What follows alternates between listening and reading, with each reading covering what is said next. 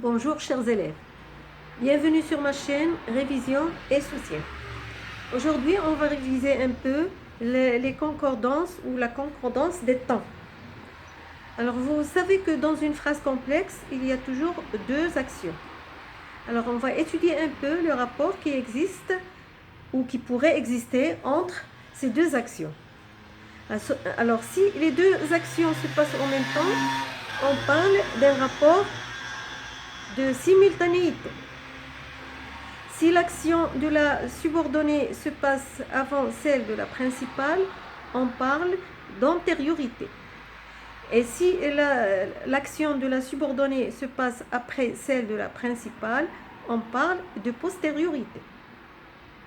Alors je vous donne des exemples, d'abord en prenant le verbe principal au présent.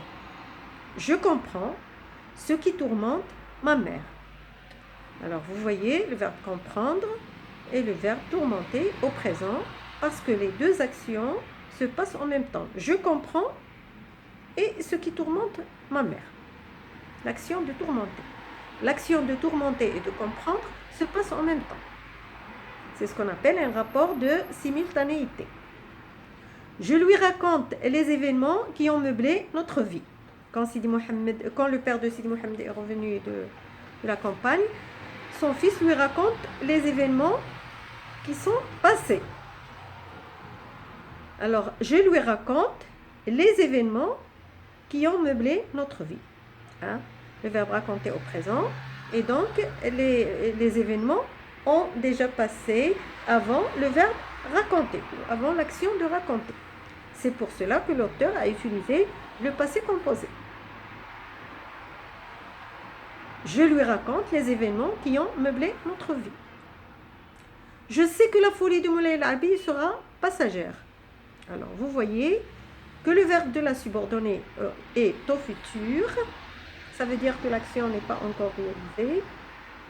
Je sais maintenant que la folie de Moulay El-Arabi sera passagère dans l'avenir.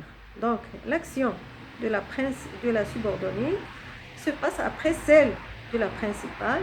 C'est ce qu'on appelle la postériorité. Maintenant, on peut mettre le verbe de la principale à un temps du passé, ou bien le passé simple, ou bien l'imparfait, ou bien le passé composé. Exemple. Je comprenais ce qui tourmentait ma mère. Alors, si je mets le verbe à l'imparfait de la principale, le verbe de la subordonnée va être aussi à l'imparfait parce que les deux actions se passent en même temps. C'est ce qu'on appelle un rapport de simultanéité. Deuxième phrase, je lui racontais les événements qui avaient meublé notre vie. Le verbe raconter à l'imparfait et donc je mets le plus que parfait dans la subordonnée parce que le verbe meubler est passé avant le verbe raconter, l'action du verbe raconter. Et donc, puisque j'ai utilisé l'imparfait dans le principal, la subordonnée va être au plus que parfait et on parle d'un rapport d'antériorité. Je savais que la folie de Moulay El-Arabi serait passagère. Alors, je savais, j'ai utilisé l'imparfait dans la principale et donc, dans la subordonnée, j'ai un conditionnel passé, un conditionnel présent pour marquer la postériorité.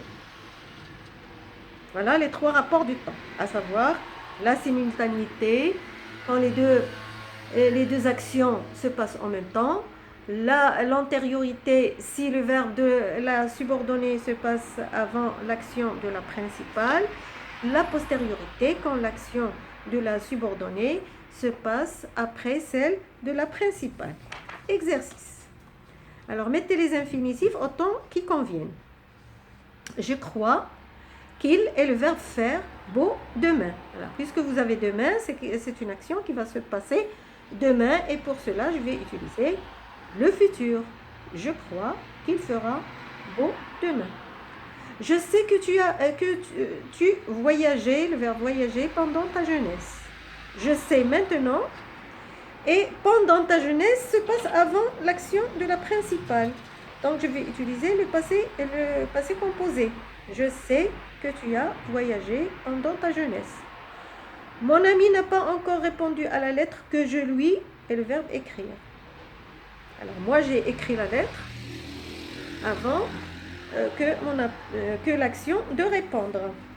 Donc j'aurai la phrase suivante. Mon ami n'a pas répondu encore à la lettre que je lui avais écrite.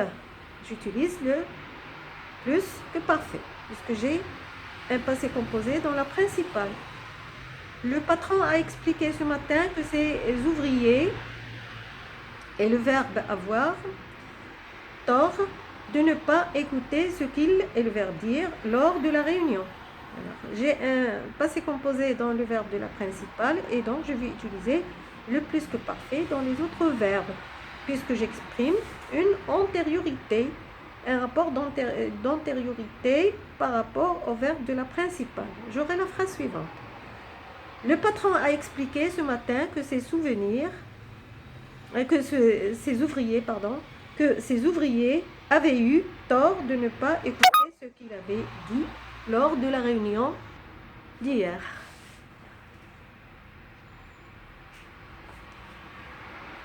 Mon oncle a repeint l'appartement qu'il et le verbe acheter. Alors, mon oncle a repeint l'appartement qu'il avait acheté. Donc, puisque le verbe de la principale est au passé composé, le verbe de la subordonnée va être au plus que parfait, puisqu'il y a un rapport d'antériorité.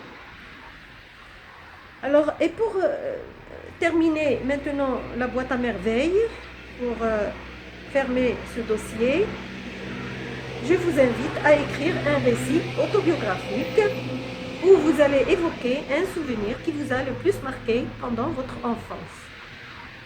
Alors, pour ce faire, il faut utiliser le pronom personnel « je », les temps du récit, bien sûr rapporter le souvenir, en respectant les étapes de la narration. Alors, loin de vous donner un modèle, je vous donne un exemple. Personne ne peut oublier complètement les moments forts qu'il a vécus pendant son enfance. Je me souviens très bien, comme si cela ne date que d'hier, d'un événement extrêmement exceptionnel que j'ai vécu quand j'étais en 5e année primaire, la 6e actuellement. L'année du passage au collège. La salle était d'une trentaine d'élèves dynamiques et ambitieux qui n'attendaient que l'occasion pour faire preuve de leur performance. Tout a commencé quand notre maître de français passa aux exercices après avoir présenté et expliqué le cours de langue sur les pronoms. Une série de phrases fut l'objet sur place de son évaluation sur les acquis. Les élèves, comme d'habitude, levaient les doigts, prenaient la parole, répondaient et passaient au tableau pour écrire leur réponse juste. Tout se passait dans l'ordre quand le maître nous dit d'un air sarcastique « Maintenant, faites bien attention ». Il écrit la phrase suivante « C'est lui qui a voyagé à Paris » et nous demande de la transformer au pluriel. Tous les élèves, mobilisés par leur enthousiasme, voulaient répondre. Chacun de nous pensait qu'il avait la bonne réponse. Une phrase par-ci, une phrase par-là. Et à chaque fois, le maître nous fait remarquer que c'était faux. À chaque réponse, le nom du maître nous découragea. Une main dans la poche et l'autre jouant avec un morceau de craie, allant et venant sur l'estrade comme un pan.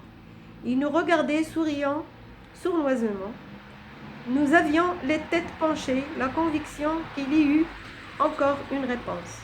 Nous nous regardions les uns les autres, surtout mon rival et moi, comme s'il voulait me dire « voilà un moment de défi ». Je me vis incapable et restais au-deçà de mes prétentions. Je sentis mon cœur m'abandonner dans cette circonstance adverse. Je voyais mon maître monter au pinacle et j'étais presque sûre que la réponse échappait à toute la classe. « Alors, c'est fini ?» dit-il d'un ton moqueur. « Je donnerai, ajouta-t-il, 2 points à celui qui trouvera la bonne réponse. » Tous s'affola, à bâton rompu, pour s'emparer des 2 points Ce bonus temps espérait surtout que les écarts entre les premiers de la classe furent minimes. Un silence régnait. J'avais les jambes de coton et mon cœur battait la chamade. Ce fut un moment où j'avais baissé les bras comme un vaincu. Et au fond de moi, une lueur d'espoir jaillit en moi.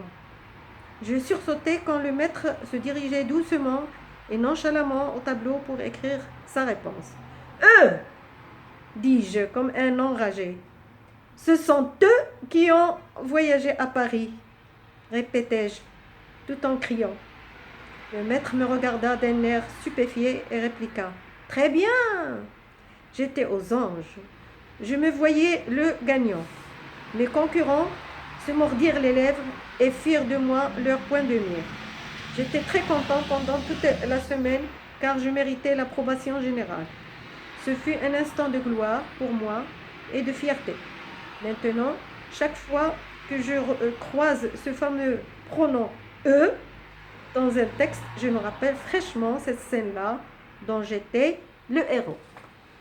Voilà pour cette séance. Merci de votre attention. Si vous avez des questions ou des commentaires à me faire, je serai toujours là pour vous répondre et vous satisfaire. Et si vous voulez me faire plaisir, pourquoi ne pas s'abonner à ma chaîne? Merci beaucoup. À très bientôt.